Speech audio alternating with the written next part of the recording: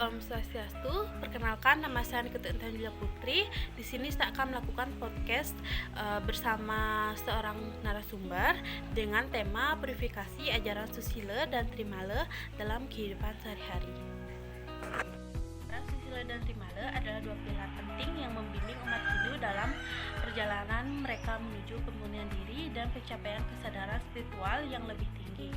Kedua konsep ini meskipun berbeda dalam fokusnya saling melengkapi dalam menciptakan kerangka kerja bagi individu untuk menjalani kehidupan yang harmonis dan lebih bermakna, baik dalam konteks internal maupun dalam interaksi mereka dengan dunia luar. Ajaran susila mengarah pada praktek kebijakan dan perilaku etis yang menjadi fondasi bagi kehidupan yang harmonis dan bermakna. Ini mencakup prinsip-prinsip dasar seperti kejujuran, empati, dan keadilan yang diinternalisasi oleh individu melalui pemahaman yang cermat dan relaksi diri. Dalam konteks ini, ajaran susila berfungsi sebagai bimbingan yang mengarahkan individu untuk bertindak dengan cara mendukung pertumbuhan spiritual dan membangun karakter. Sedangkan konsep trimala mengungkapkan tiga sifat kotor atau hambatan. Trimala mengungkap tiga sifat kotor atau hambatan utama yang menghalangi proses purifikasi diri: pikiran kotor, moha, perkataan yang kotor, mada, dan perbuatan yang kotor, kasmala.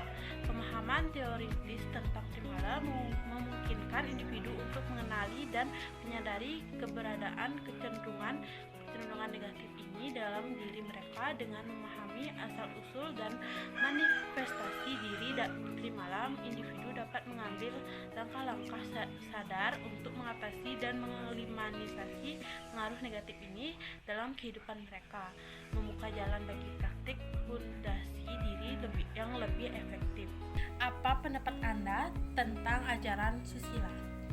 Baik, jadi menurut saya itu ajaran susila itu merupakan suatu ajaran yang baik dan benar, yang dimana ajaran susila itu mengarah ke perbuatan yang baik, seperti misalnya berbicara yang baik, berkata yang baik, dan berpikir yang baik, dan tidak ada unsur yang namanya keburukan ya.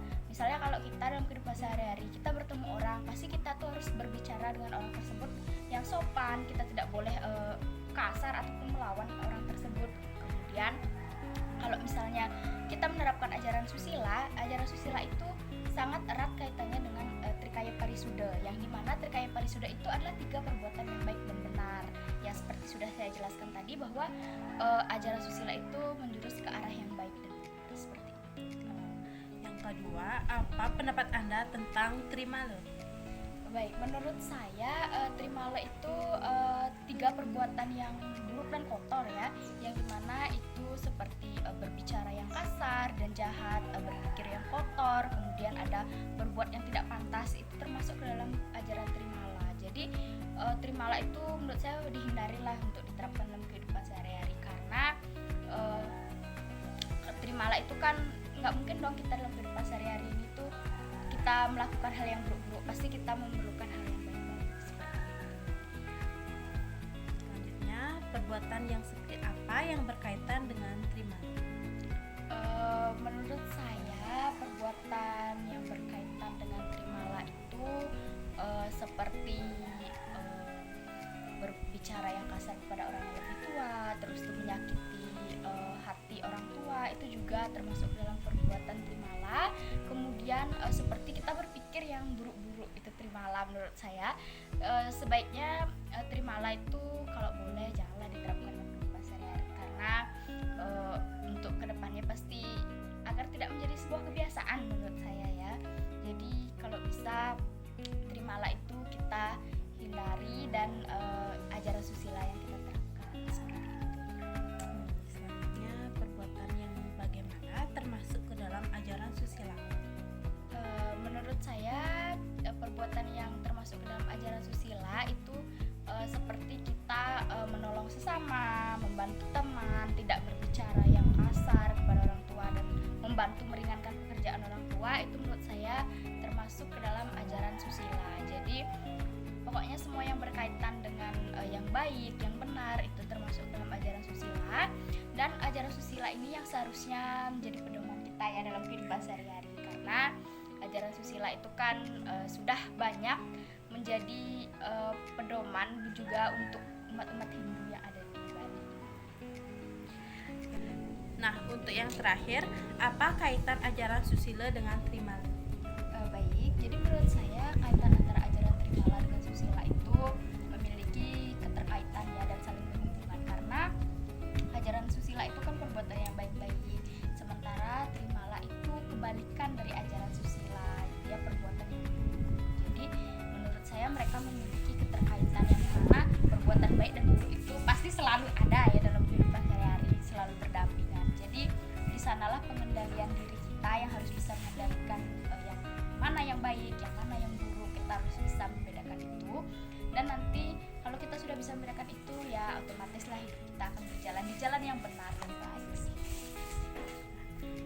Pertanyaan selanjutnya, bagaimana penerapan ajaran susila di rumah dan di sekolah menurut Anda? Baik, kalau menurut saya penerapan ajaran susila dan Trimala di sekolah dan di rumah. Baik, di sekolah dulu ya. Kalau di sekolah itu kan kita bertemu dengan guru, bertemu dengan teman-teman, bertemu dengan kakak kelas juga. Baiknya di sanalah kita menerapkan ajaran susila itu, seperti kita bertemu dengan kakak kelas ataupun guru, kita menyapa terlebih dahulu. Tapi kita menyapanya dengan kata-kata yang sopan. Kita tidak tiba-tiba kita tidak marah-marah gitu. Nanti kaget nanti kakak kelas atau guru-gurunya. Kemudian kalau misalnya bertemu juga dengan teman-teman, sebaiknya kita akur-akur ya, kita tidak berantem. Kalau misalnya temannya ada kesusahan, kita bantu. Terus kalau misalnya temannya ada yang memerlukan sebuah pertolongan, misalnya meminjam pulpen atau pensil, kalau kita punya lebih, kita boleh kita pinjamkan. Kemudian kalau di rumah itu contohnya ya kita tidak melawan pada orang tua kita, dan kalau berbicara kepada orang tua bicaralah pelan-pelan dengan sopan. Kemudian kalau misalnya orang tua kita menyuruh kita untuk membantu pekerjaan rumah, ya kita kerjakan. Kemudian kalau Trimala di lingkungan sekolah itu kita terapkan itu sebaiknya tidak usah diterapkan, tetapi contohnya itu seperti kita mengejek nama teman seperti itu, terus kita melakukan bully terhadap teman-teman kita, terus tuh kita berbicara yang tidak sopan dan termasuk kasar ya kepada para guru, gitu, kepada kakak kelas ataupun adik kelas. Itu menurut saya contoh Trimala, tetapi tidak boleh kita terapkan ya, seperti itu. Kalau Trimala di rumah itu menurut saya seperti melawan pada orang tua, kemudian kita merasa kita selalu benar tetapi orang tua itu selalu salah. Itu kan tidak baik ya, karena orang tua tuh pasti tidak mau tidak mau anaknya terjerumus ke dalam hal yang buruk seperti itu. Pertanyaan selanjutnya, bagaimana penerapan ajaran susila di rumah dan di sekolah menurut Anda?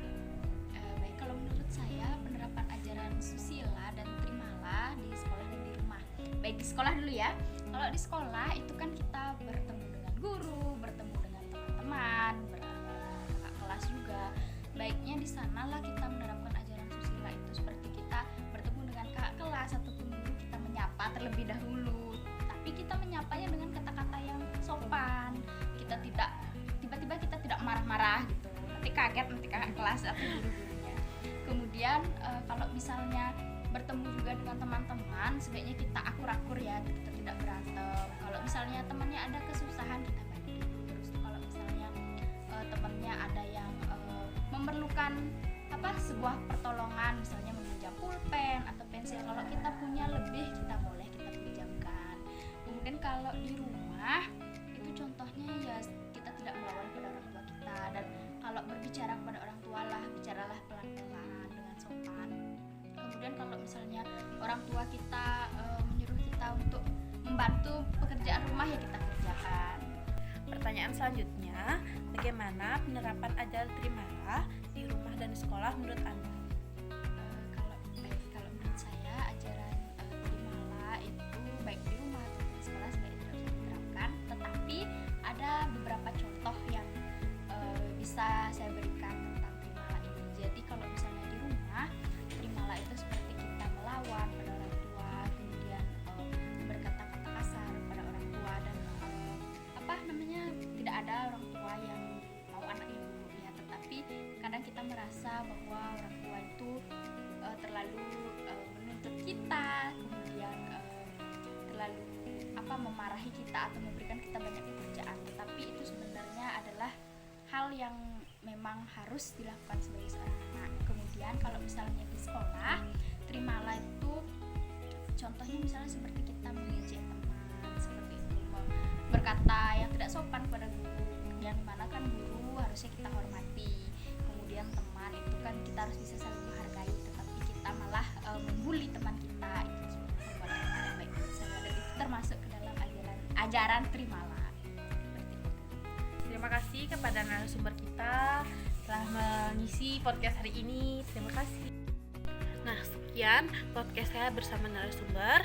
Jika ada salah kata, mohon dimaafkan. Saya tutup dengan perwasanti. Om Santi.